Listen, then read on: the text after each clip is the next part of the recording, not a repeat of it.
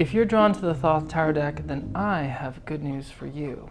You have great taste. And I'm not just talking about counterculturally and aesthetically, I'm talking spiritually. You see, the Thoth Tarot deck is no entry-level spiritual tool. It's full of complexity, syncretism, and depth.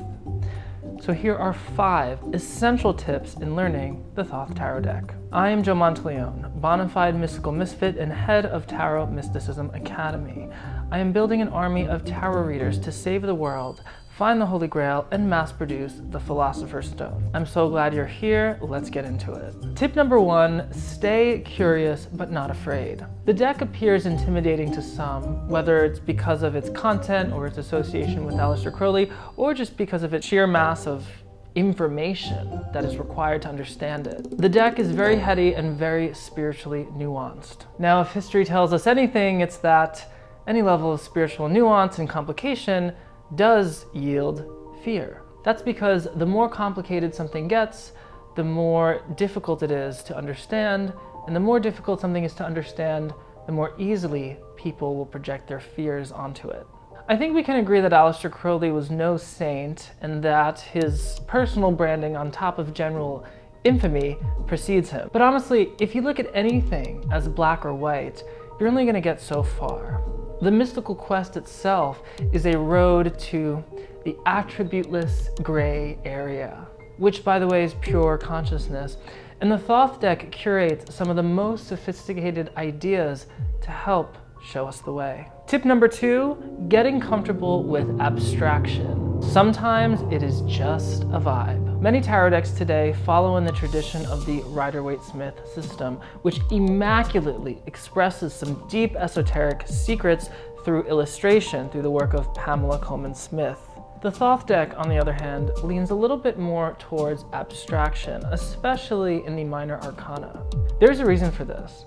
The hauntingly beautiful synthetic projective geometry of artist Lady Frieda Harris brings us into this place where we encounter the tarot more as a vibe, as an experience, rather than an illustration that is detailing a concept or moment in time. In contrast, the Thoth deck shows us these abstract shapes and colors and textures which really invite us into that place of the overlapping esoteric correspondences. The 3 of Swords, for example, shows us these drooping swords, a flower being pierced, but all in front of this cloudy, jagged, broken background that just suggests this deep sense of sorrow and tragedy and loss. These feelings, these experiences are the vibe, the atmosphere of the 3rd Sephira in the world of Yetzirah. Or we might say the number 3, Saturn, acting with the 1st decan of Libra, which is also ruled by Saturn. Every single thing in the Thoth Tarot deck is intentional, and in one way or another it represents an attribution or correspondence of the card, a deity, or a philosophy of Aleister Crowley and Thelema. But even if you don't know all these correspondences, the sheer abstraction of the cards present them to you. Meditating on the colors and the textures and the shapes in themselves will give you a sense of what's going on. Tip number 3, learn those correspondences. Learn the planets, learn the signs, learn the tree of life. I know it's a lot of information, but it will be so rewarding. Look, nothing worth doing is easy, and the more effort you put in, the more you'll get out, especially with the Thoth deck. If you need help learning those correspondences, I do have a lot of resources at Tarot Mysticism Academy, which I will link below. The correspondences are really what take tarot, and the Thoth deck in particular, and glue it to a larger overarching stream of gnosis that has been traveling through humanity since probably ancient Egypt or before, maybe in the very beginning. It's the way in which tarot becomes connected with all the other concepts which in their own way point to the absolute indescribable truth. And though I do believe it is entirely possible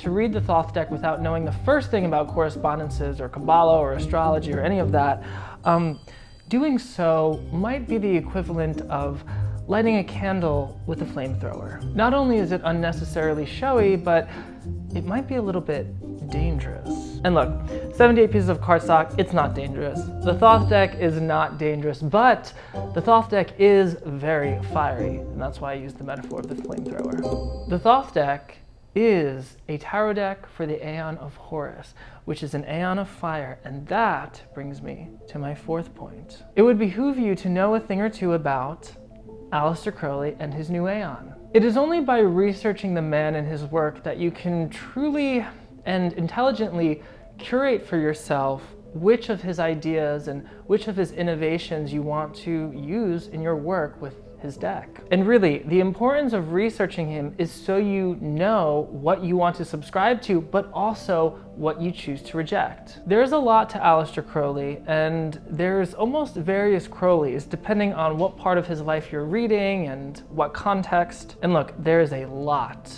to read. For the short video, I'm going to encapsulate the entire life of one of the most notable ceremonial magicians in one phrase. His thelemic catchphrase, "Do what thou wilt shall be the whole of the law.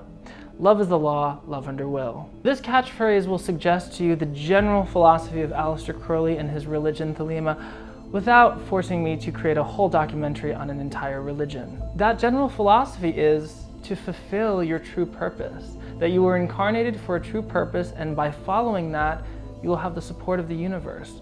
But that true purpose isn't always just doing what you want. It's doing what you were meant to do and being what you were meant to be.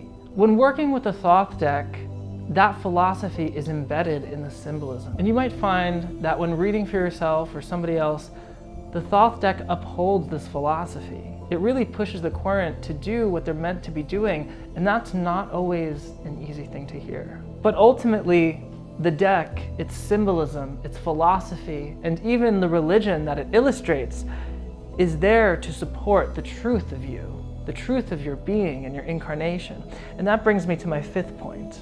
Enjoy the journey and make it your own. Nothing worth doing is easy, but it can be done with ease, and it can be done with a lot of fun. The Thoth deck is not just another tarot deck.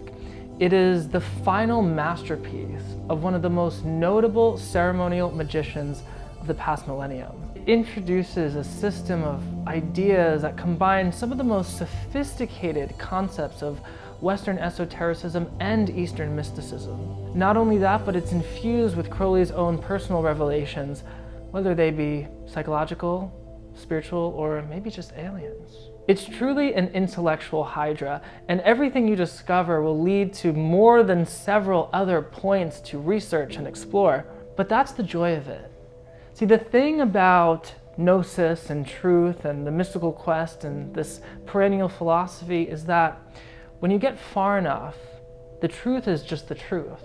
And it can be expressed in an infinite amount of ways. And it is in every culture. Aleister Crowley was no saint, but I believe he was a genius. And he was certainly a master curator of esoteric information that truly leads to what one might call the perennial philosophy.